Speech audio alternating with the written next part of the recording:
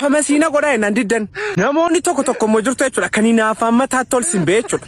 Oromoo miileena 60 dheedheenaa jaagaraan jaakaa sa'anii miileena 60 keessaati namni miileenni tokko illee follow na gochuu dadhabinaan famasiina godhaa nan diddan akka sabaatti fasaamii malee famasiin qabnu nuti famasii mansinii taa'e nan diddan Oromooniin diddan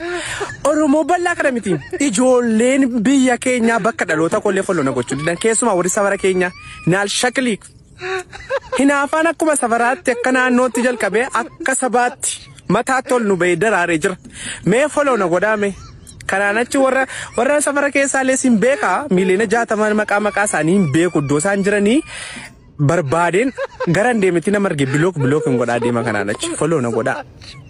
nan fammasa naan shakaliik xaasaa buko jedhee yoon sin arrabse immoo follow na godhaa maaliin godhaa miti follow na godhaa Gakedai,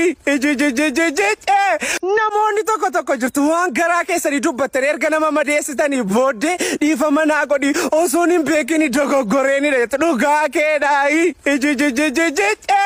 utuutti yaadinidhaayi bukoo waxii kana nama ammaatu siif obseeyyuu amma shugguxii bitattotedha okay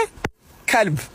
Nama reeffa nama du'ee awwaalcha deemaa jiru gaafa argattan du'eedhaa warra jettanidha sin. Namoonni tokko mojurtu jechuudha nu dhukkubee lilmoo kan gulukoosii harka keenya irratti argitanii si dhukkubeedhaa warri jettan lakki sa'aatiidha. Ittiin sa'aatii ilaallanna faashiniidha faashinii amma dhufedha. Xaasaa bukoo isin keessa baatan jechuudha nama reeffa nama du'ee awwaalcha deemaa jiru gaafa argattan du'eedhaa warra jettanidha sin. Lakki du'anii osoo hin taane haala akaakayyuu isaanii akaakilii isaanii fa'aa deemanii iddoo isaan du'anitti farramsiifatanii dhufu fedhanidha. Asa buko inal shaklik waan hin gaafatamne naman gaafatina waan argamu naman gaafatina tultulla walda kalb isinee jechuudha nama gubdumini nama cincasitu